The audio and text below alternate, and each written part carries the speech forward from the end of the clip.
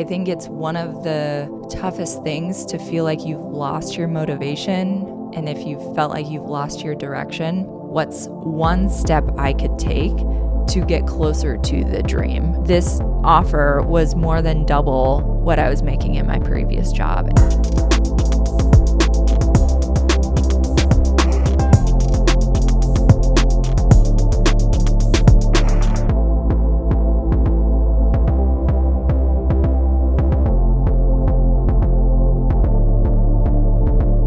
The most surprising realization I had when taking 18 months off of work to recover from burnout is that there's an unspoken amount of time in which it's acceptable to take a break from work, especially as a single, childless person in their late 20s.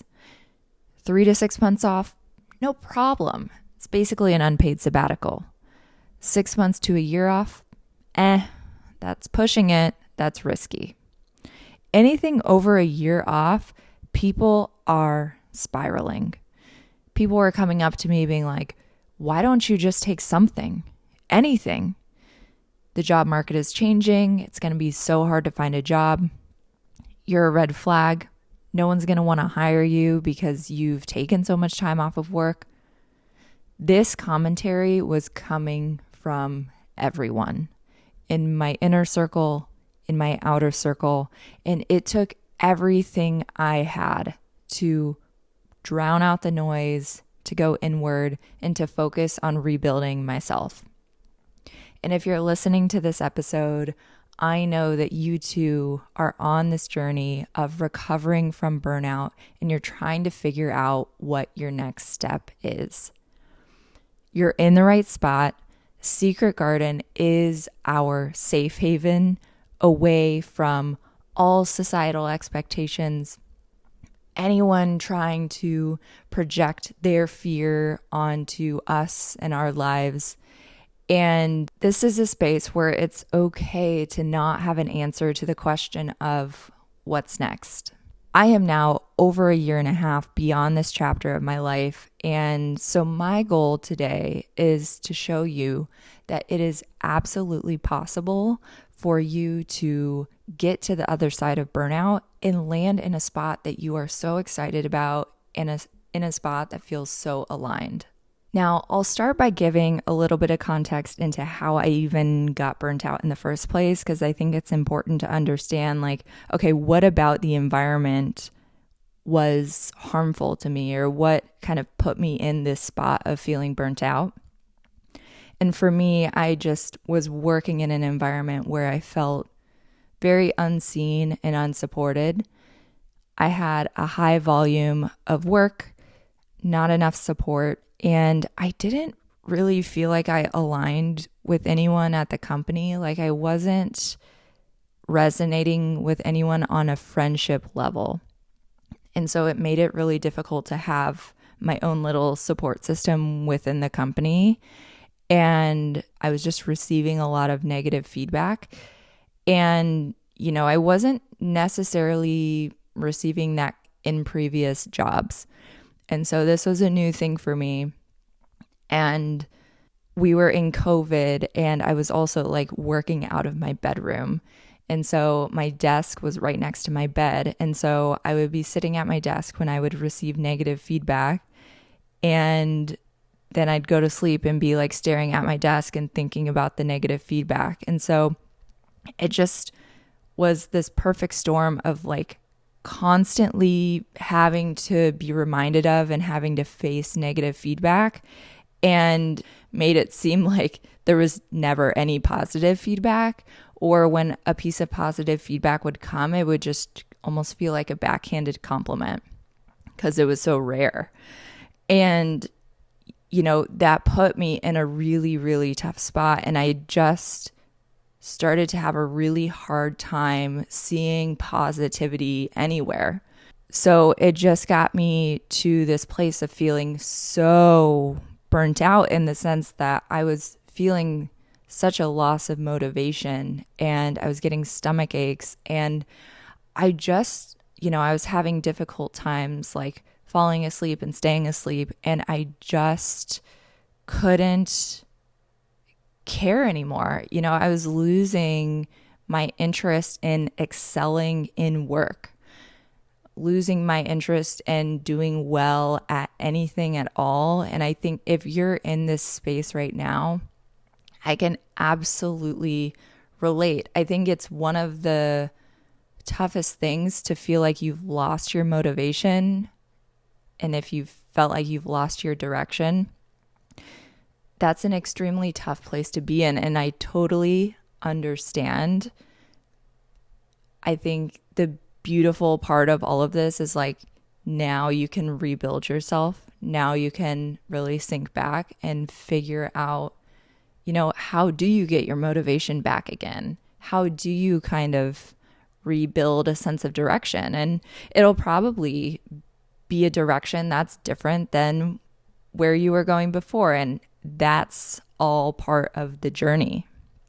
And I think when we are in this space of feeling so burnt out and having taken time off of work, quitting the job, getting away from the job, it's important to have a daily routine. And it could be the most basic routine. Like for me, what my routine was I'd wake up in the morning, I'd go for a walk, I'd go to yoga or Pilates, I'd go for a walk again, I would journal, I would listen to a podcast that felt super inspiring to me that day, I'd go on a walk again, I would do subconscious reprogramming work, like inner child work, I would listen to another podcast again, and then I would go to sleep.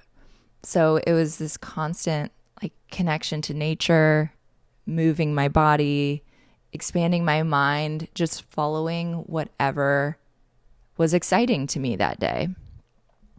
And so I think having this sort of basic routine can be so, so helpful of just, you know, keeping yourself on track, doing the things that really feel like are building you up again, building your soul up again. And that is the foundation in which you recreate yourself. At least in my experience, that was the foundation. I was also going to therapy I think every 2 weeks. But that was such a supportive routine for me. So while this daily routine was very nourishing, I was still facing the very real realities of the fact that I needed to attend certain events, friends' weddings, engagement parties, bachelorette parties, bridal showers, you name it. And what was so tricky about that was that everyone in my life has always known me as somebody who is very achievement oriented. I always have a bunch of things cooking at once, and at that particular time, I had nothing going on.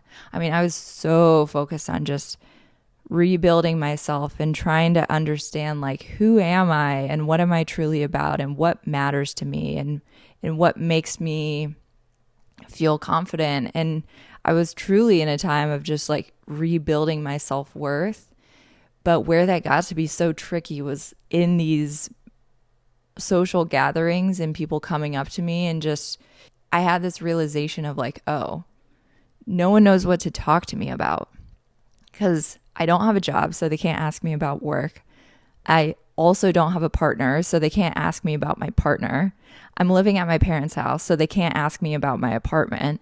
You know, what is there to talk about?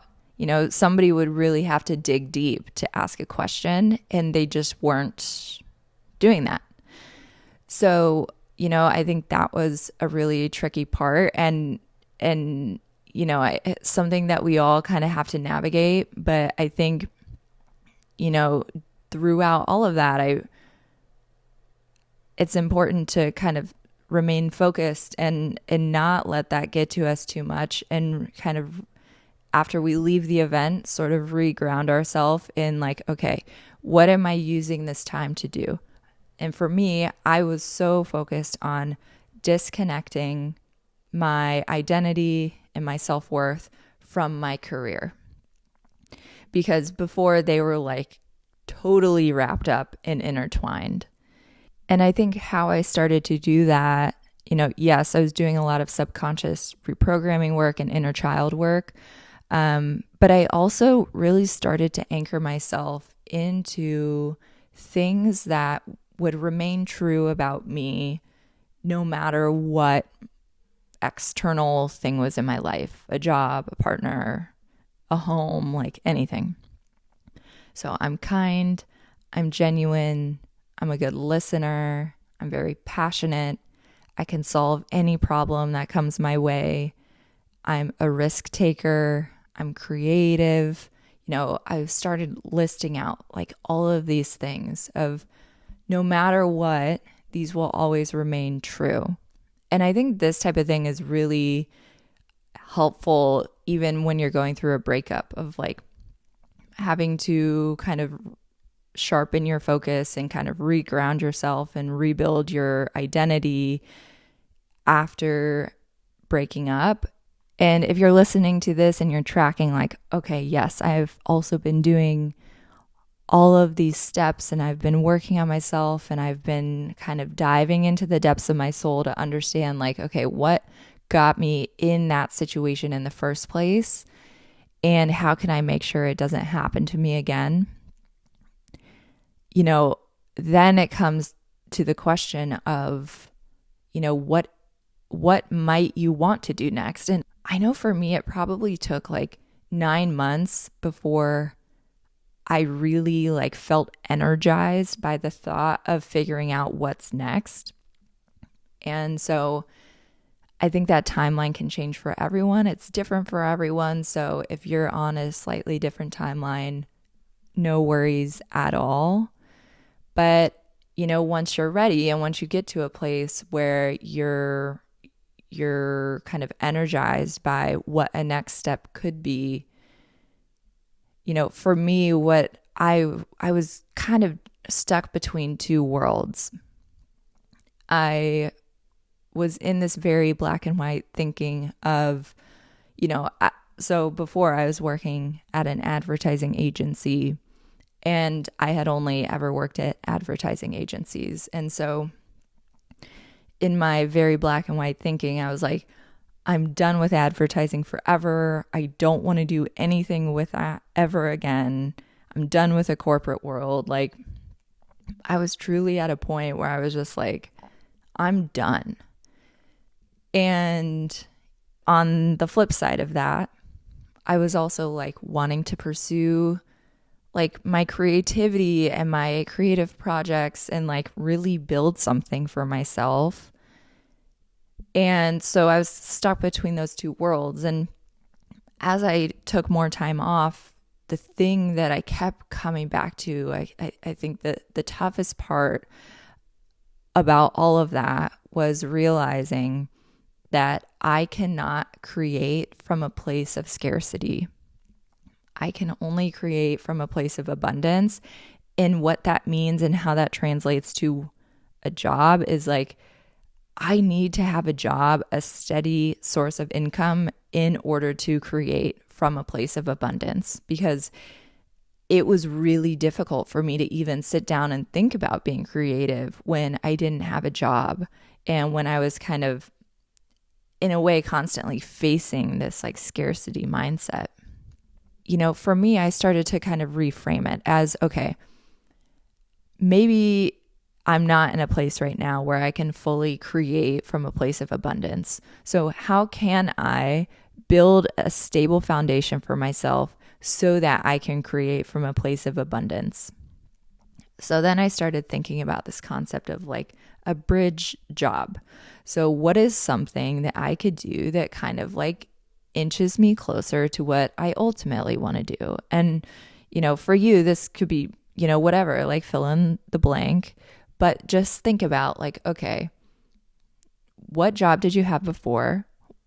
What's like your dream scenario? What do you really want to do in your career? And that's the other side of the coin. And then think about like, what steps could you possibly take now to get to ultimately where you want to go? And so I think that took also a little bit of pressure off of myself, like for me personally in my own experience, because the pressure, there was no longer this pressure of like, oh, I must get to the dream now. It's instead, it was focusing on, okay, what's one step I could take to get closer to the dream? And just by reframing that for myself, it allowed me to kind of orient my mind around like, okay, this next step doesn't have to be the perfect thing. Like, it doesn't have to be something that I can allow myself to make mistakes in this next step, in choosing this next step. It doesn't have to be perfect. Like, also, what is perfection even anyways? Like, but take a next step that feels like you're still on this journey of the ultimate destination. And so that's once I started to kind of like reframe my mind around that and wrap my head around it, I felt a lot better about being like, okay, I feel like I can job search now. And so if you're in this space of like, I don't know if I'm ready, or like I'm just like terrified of making a wrong move, think about it this way of like, what is just the next step? And it doesn't even have to be a long-term thing. Like, what's the next step that you can go? What's a lily pad that you can jump to that's still getting you in the direction of your dream, but it just might not look like the full thing yet? So then I started kind of thinking about, what would a next step look like? What would a bridge job look like? How would I want it to feel? What would I want to be doing in it? And, I started writing out a list of different criteria that I wanted to have in this new role. I wanted work that feels exciting. And to me, exciting feels like managing millions of dollars. It means it's client side in the marketing advertising industry. And it also means it's large or global in scale. I also wanted the ability to live in Indiana, but also work with big companies like Google, TikTok, etc. I wanted to be able to travel for work occasionally, specifically to New York and Chicago to do work, but to also see friends. I wanted a place that really honored my need for work-life balance, and to have a boss and a leader who really prioritizes mental health and well-being. I also wanted to make six figures. Again, in thinking about just like, what is that stable foundation in order for me to create from abundance? To me, that was making six figures, which I had not been making six figures prior to that. I also wanted coworkers who could become friends and fierce supporters and just like people who can make my days more fun. I wanted the role to be able to support my gut and skin health, which to me, that just meant not overwhelmingly stressful. And I also wanted this role to come to me in such an easeful way, whatever that looked like. So this list served as my foundation of my search criteria when I was looking for jobs. And, the list was pretty vague. I mean, it was specific in some parts, but, it was pretty open-ended. So where I started my search initially was like, I was so focused on remote roles at global companies. I was like, I'll have nothing else. And, I kept going down this path of like searching and applying and getting all these no's. The tough part about being in this sort of job search situation when you're somebody who is on a work break and who has been recovering from burnout is like, you are like fiercely advocating for yourself to get to a better spot.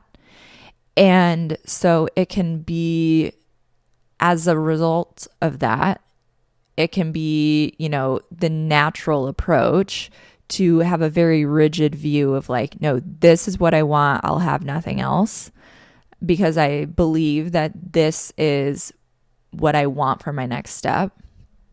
At least for me, I was very like focused on having such a rigid view of like, I will have a remote job at a global company and nothing else. So after I was going down this like very rigid approach for a while, getting a lot of no's, I was on a walk one day and I started asking myself like, why do I choose to live in Indiana? And I feel good about living in Indiana, in the Indianapolis area. But why am I doing everything I possibly can to not work here? Like, that doesn't track. Like, what's going on? And so I started to kind of reframe things for myself in that, okay, what would it look like if I really sunk my teeth into what the work life has to offer in Indianapolis? What companies, what industries, what kinds of vibes are unique to this place? And the thing that was coming to mind is like the startup scene. There is a really big, startup incubator in Indianapolis. And, so I started thinking like, oh, well, that could still potentially align with my list of criteria. It's just a completely different angle of approaching it. So as soon as I had that flip of the switch in my brain, I started saying yes to more conversations. I started reaching out to different friends and different people in my network who could help me. And I started going down this path. And so as I opened my mind in all these different scenarios, I was like interviewing for different pre-launch startups. I was talking to different founders. I was getting just like so much expansion in, what it's like to start a business, what it's like to start, it's funny because all the things that I was realizing in these conversations was like, oh, no one knows what the fuck they're doing. Like, these people are out here starting companies and like being funded to start companies. And I'm like, these people have no idea what the fuck they're doing. And so that was like very comforting to me. But all of these things were opening my mind, and I was starting to visualize myself in these different lifestyles and these different roles. And that opened my mind up so much. And so if you're sitting here and you're thinking, God, like, I've had such a rigid view of my job search this whole time, really think about like, what are different angles that you haven't explored yet? What's the thing that you're avoiding? And how might you be able to explore the thing that you're avoiding just to see, could that fit your list of criteria? So this was incredibly, incredibly helpful. Now, I was going down this path of just, exploring all my options. And I think by that point, I was like solely focused on exploring like these other options in Indianapolis. And one day, now keep in mind, throughout all of this, I had been saying no to things along the way. So I would be in different interview processes, and like if something wasn't feeling right, I would say no. I would pull myself out of the process. It's important for me to say that because I was getting like, I don't know about you, but I was getting a lot of people coming to me and being like, why would you ever say no? Like, you don't have a job, so why are you saying no to people? And I'm like, no, but I have this list of criteria. I'm absolutely going to get a job that aligns with this list. The job that I just said no to does not align with the list. And so I just need you to know that like, it's okay to say no, even when you don't have a job. Like, there's no reason why you should settle and take something that is less than you deserve. There's absolutely no reason why. And just because somebody else is coming to you, projecting their own fear onto you, because like to them, like what I was finding and what I was sensing from those types of situations was like whenever somebody was coming to me, they were coming to me from a place of like, I need you to fix this in your life so that I can feel good about your life. And it's like, it just didn't feel good at all. And so I just want to name that because it's totally fine to say no. I said no several times. Now, as I was kind of exploring, what could work life in Indianapolis look like, I remember one day, it was like a Thursday, I got an email from a recruiter of a company based in Indianapolis. And it was like a 2-sentence email. And it just, all it had was like the title, the company, no job description, nothing else. And I was like, immediate no, absolutely not. So I said no on a Thursday. And then we get to the weekend and I'm thinking to myself, like, what did I even say no to? I didn't even see a job description. What if this is the role that like perfectly aligns with my list? And so that Monday, I emailed back and I was like, actually, let's talk. And so funny enough, that ended up being the company that I now work at and the company who's the job I accepted. And I think there's something so interesting because like right as I got the job description, I think when I responded back on that Monday, I was like, I'm interested in talking, like, by the way, can I see a job description? And as I was looking through the job description, I was like, okay, I think this aligns. From what I can tell so far, this is tracking to something that I'd be interested in. And, so I had an interview and, another thing that people casted a lot of doubt on during this time was, the fact that like, it's going to be a bad thing for you to have such a long work break on your resume. And I am here to tell you that did not matter whatsoever. So in my first interview with this company was with somebody in HR and she herself had taken a work break. Like she totally understood where I was coming from. And then in the next interview, I was just able to connect so deeply with the people on the other side because we were talking about my work break. So they were asking like, well, what did you learn? Like it was just this sentiment of that is so incredible and courageous what you did to take a break from work. And it's funny, I was interviewing with somebody in Germany. And so they were like, no American, like it's so rare that you find Americans who are like comfortable with doing that because Americans are so focused on work. We can't ever stop. And, it was just such a wonderful conversation to have with somebody who was just like totally in awe of me taking a work break.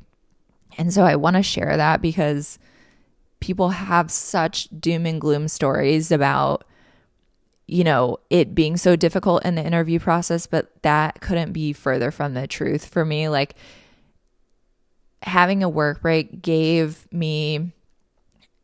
everyone in the conversation such a rich jumping off point, like something to connect on personally. And, that's what people want in an interview process anyways. Like they want to understand if you're gonna fit with a team. Like, do they vibe with you? Do you have the kind of mindset that is really going to build up the team and enrich the team?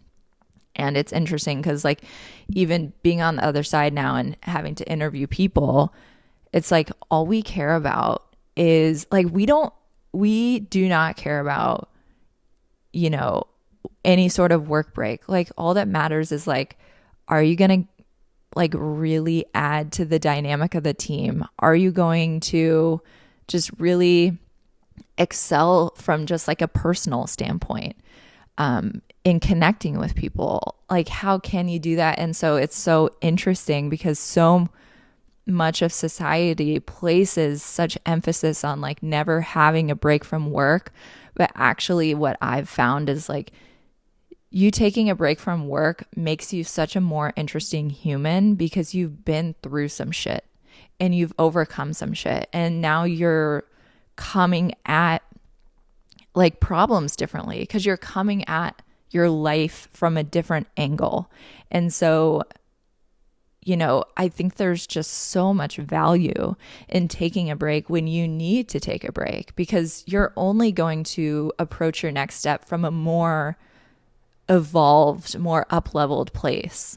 And I think another, question that would sometimes come to me just like in random family and friends I would talk to during my work break was that they were like, do you think you're still going to have the skills? And do you think you'll still remember the skills in order to do the job? And I'm just like, that I'm here to tell you that my skills immediately came back. As soon as I started the job, all my skills were there as if I never left.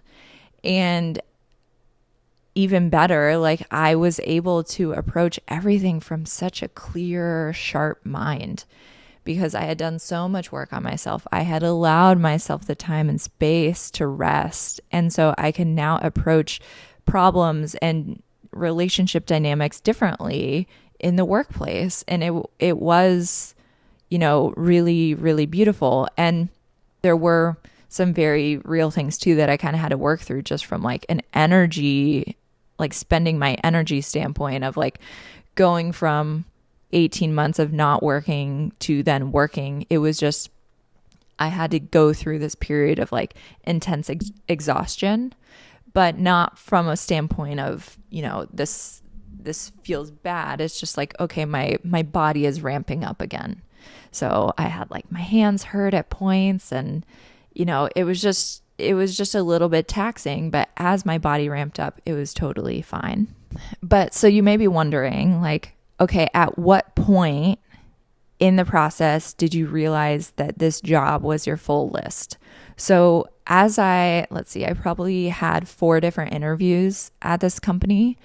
And with each person I talked to, I was like, okay, you're building a more holistic picture for me of what life at this job could be like. And every time I looked back on my list, I'm like, okay, this is really feeling like it aligns. Like everything feels like it's checking the boxes. So then I continued to say yes throughout the interview process. And then I got the offer letter and it was in 6 figures. And that also checked the box of exactly, what I was looking for. The specific dollar amount did.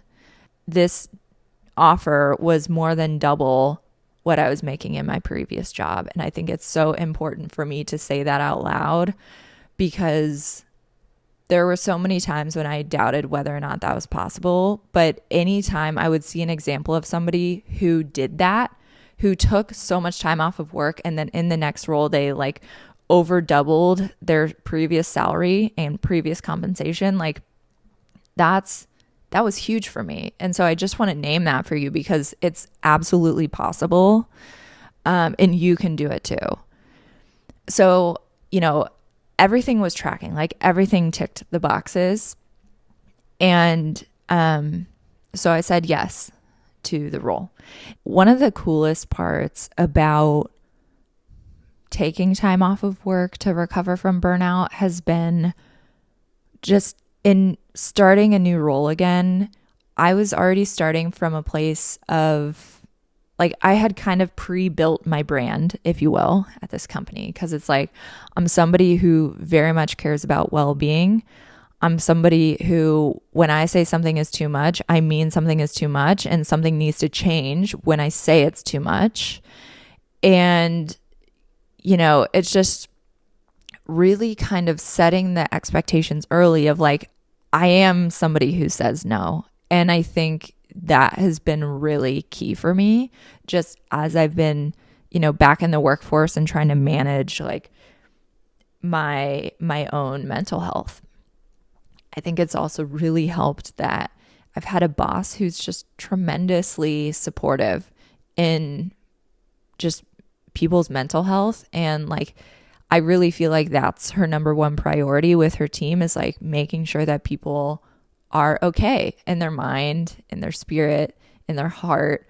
Like, and that has just meant so much to me. So if you're sitting here being like, Hallie, I just want to get to the other side. I want to have a role that I feel really good about.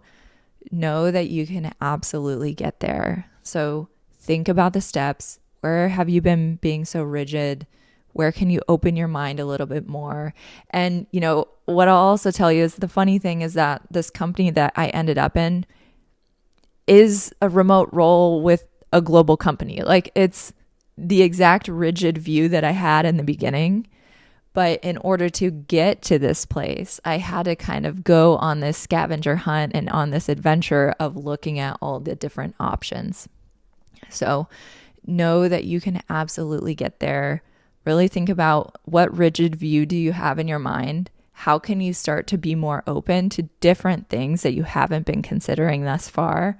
And just continue to nourish yourself, do the work on yourself, spend time in nature, move your body, and you will absolutely get to the spot that you want to get to. And if you've stuck with me this far, I know that you've really been resonating with this. So once you get to the other side of burnout and the other side, having landed your very aligned role and a role that feels good to you, please send me a note. I would love to know your story and like how you got to where you got to. So thank you so much for being here today. I'm so on your side. I'm here cheering you on. And I know that you are absolutely going to find the role in the environment and the lifestyle that fits for you.